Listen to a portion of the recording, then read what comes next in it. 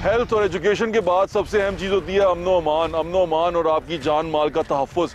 ये सबसे अहम चीज़ है, इसके लिए पुलिस बनाई जाती है। पुलिस एक सर्विस है जिसको आजकल फोर्स के तौर पे इस्तेमाल किया जाता है, but police is a service. और पुलिसिंग जो करते हैं लोग, उनको इतनी तादाद में रखा जाता है तो कि वो अपने जो जितने शहरी हैं, जितना थाने का इलाका है उसकी हिफाजत कर सकें, वहाँ पर जो लोग हैं उनको जानो माल महफूज बना सकें, और अगर उनको कोई तकलीफ आए तो उनको अच्छे तरीके से एंटरटेन कर सकें। इसलिए पुलिस होती है और वो क्राइम कंट्रोल करती है। बाकी के जो सिक्योरिटी के इदारे हैं वो उसके बाहर के एम्बिट में आते हैं, लेकिन अंदर जो बेसिक जो फर्स्ट रिस्पॉन्स होता है आपका, जो फर्स्ट आपकी किसी के पास जाते हैं आप अपनी मुश्किल को लेके, वो पुलिस के पास जाते हैं, मुहर्रर के पास जाते हैं। हमारा अगर सूबा पंजाब की बात करें, उसके अंदर पुलिस का तनासुब क्या और पुलिस कहाँ कहाँ डिप्लॉय है, उसके लिए हम बात करेंगे। हमारे नुमाइंदे हैं जहांगीर खान जो क्राइम को कवर करते हैं और बड़ी गहरी नजर रखते हैं पुलिस की डिप्लॉयमेंट के ऊपर। अस्सलाम वालेकुम जहांगीर भाई, क्या हाल है आपका? ठीक ठाक है जहांगीर भाई। सबसे पहले तो ये बताएं कि एक पुलिस वाला कितने लोगों की हिफाजत के लिए होना चाहिए स्टैंडर्ड तौर पे?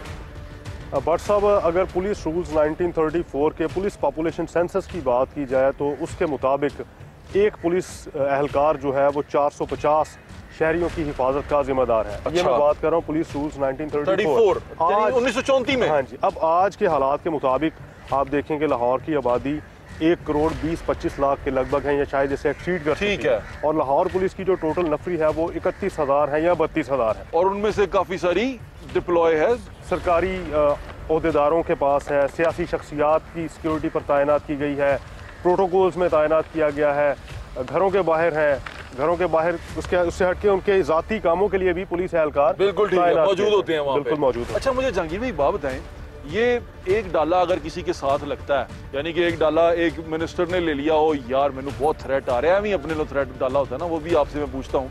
एक तो पहले थ्रेट का पहले बता दें, फिर दूसरे बताएं डाले पे खर्चा कितना आता है? डिस्ट्रिक्ट इंटेलिजेंस कमेटी है, ठीक है, और इसके अलावा प्रोविंशियल इंटेलिजेंस कमेटी है जो किसी भी सियासी शख्सियत को जो थ्रेट्स हैं उसका लेवल चेक करती है और उसके बाद डिसाइड करती है कि स्पेसिफिक पॉलिटिकल फिगर को इतनी सिक्योरिटी दरकार है, इससे ज़्यादा नहीं। बिल्कुल ठीक है। लेकिन हमारे यहाँ पर चूंकि ट्रेंड ये है कि अगर किसी का जितना प्रोटोकॉल है, जितना कोई किसी का प्रोफाइल है, अच्छा, या जितने किसी के ताल्लुकात हैं, अच्छा, उसके अकॉर्डिंग वो अपनी सिक्योरिटी अवेल कर सकता है। अच्छा, वो अपनी सिक्योरिटी उसके अकॉर्डिंग अवेल कर सकता है। मैंने देखा था ना चौधरी परवेज अली साहब जब बने सीएम तो डाले खड़े हुए थे। एक डाले का कितना खर्चा होता है? एक डाले में या एक वजीर को अमूमी तौर पे एक अपर सबऑर्डिनेट के साथ 4 से 5 पुलिस कांस्टेबल और एक गाड़ी मिलती है। इसमें पेट्रोल, फ्यूल, सैलरी, उनकी मूवमेंट, खाना, ये सब कुछ मिला के लगभग 20 लाख रुपए जो है पर मंथ पड़ते हैं। और वो कौन देता है? सरकार, अवाम की जेबों में से। समझ रहे हैं आप? यानी कि एक डाला अगर किसी के साथ लगा हुआ देखे ना तो उसका मतलब होता है कि महीने का 20 लाख रुपया पड़ रहे हैं, और महीने का 20 लाख रुपए का मतलब आप समझ रहे हैं कि किसकी हड्डियों से वो 20 लाख रुपया निकलेगा, और फिर उसके अगर वो 20 लाख पूरा नहीं होगा तो IMF से कर्जा भी लेना पड़ेगा। अच्छा भट्ट साहब, एक और बड़ी अहम बात कि अगर तो कोई सियासी शख्सियत है जिसको कि थ्रेट एग्जिस्ट करता है उसको तो सिक्योरिटी मिलनी चाहिए। बिल्कुल ठीक है। लेकिन यहाँ पर सिक्योरिटी ऐसे अफराद को भी मिलती गई जिनके ताल्लुकात मौजूदा किसी वजीर के साथ, किसी बड़ी हाई प्रोफाइल शख्सियत के साथ अच्छे थे। उसकी एक मिसाल कि पाकिस्तान तहरीक इंसाफ के सोशल मीडिया के जो हेड हैं डॉक्टर अरसलान खालिद, वो भी प्रोटोकॉल लेते रहे हैं और अब निगरान सेटअप में उनसे भी ये प्रोटोकॉल वापस लिया गया है। डाला साथ लेके चलते थे, सिक्योरिटी थी, प्रोटोकॉल था। मैं जरा लोगों को बता दूं, ये वो साहब हैं जो अवाम में सोशल मीडिया पे ये शऊर उभारने की क्लेम करते हैं कि भाई हम जो उनसे हैं आज़ाद हैं, हम कोई गुलाम थोड़ी ना। ये वही हैं जो गद्दारी के साथ लोगों को जोड़ते हैं ना। तस्वीर देख लें, डॉक्टर अरसलान इनका नाम है, और ये भी लेते थे प्रोटोकॉल। बिल्कुल प्रोटोकॉल लेते थे और करते थे। सिर्फ मिनिस्टर्स ही नहीं, मिनिस्टर्स के साथ जो उनके वज़राए आला के मुशीर हजरात हैं वो भी प्रोटोकॉल लेते रहे हैं। और इस निगरान सेटअप में अब तकरीबन 554 एहलकार को जो एहलकार हैं उनको वापस बुलाया गया और मुख्तलिफ थानों में और यूनिट्स में जहाँ पर उनकी ड्यूटीज़ थी वहाँ पर उनको वापस भेजा गया। जहांगीर भाई एक बात बताएं, ये जो प्रोटोकॉल ले लेते हैं, यानी कि परवेज इलाही साहब जो उनसे हैं, उन्होंने जब वज़ीर आला बने तो उनके घर के बाहर गाड़ियां टन टन लग गई और बड़ा वो हो गया, सीन हो गया। हर चौकी लगी हुई है, हर नुक्कड़ पे पुलिस वाले, 5-6 पुलिस वाले, उधर डाला। अभी जो हमारे निगरान वज़ीर आला हैं मोहसिन नकवी साहब, उनके भी इधर डाला, 2 डाले। उन्होंने कहा मैं प्रोटोकॉल ही लूंगा। उधर 8 डाले थे, इधर 4 डाले हैं। तो डाले तो खड़े हुए हैं वहाँ पर मौजूद हैं, लेकिन जब ये लोग आते हैं, ओहदा लेते हैं, तो इनके साथ ये इतने सारे लोग आ जाते हैं। लेकिन जब ये ओहदा छोड़ जाते हैं, जब परवेज इलाही साहब छोड़ गए तो सारे डाले हट गए।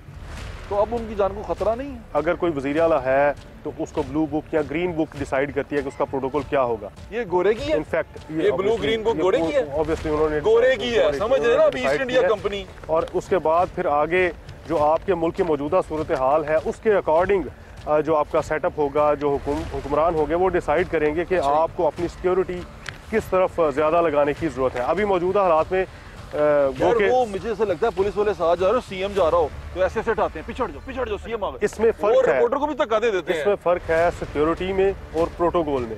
यहाँ पर इसको मिक्सअप कर दिया जाता है कि सिक्योरिटी के नाम पे प्रोटोकॉल लिया जाता है और प्रोटोकॉल या सिक्योरिटी उस एक स्पेसिफिक शख्सियत को तहफ़्फ़ुज़ देने से ज़्यादा उसके इर्द गिर्द मौजूद लोगों में खौफ व हिरास फैलाने के लिए इस्तेमाल की जाती है। नहीं आना, मुझे बुज़दार साहब की याद है, हम गुजर रहे भाई, वो बंदे कह रहे हैं 20 फुट के घेरे में बुज़दार साहब के नहीं जाना। मैं कहा यार इनके तो महल्ले में कोई इनके करीब नहीं जाता होगा।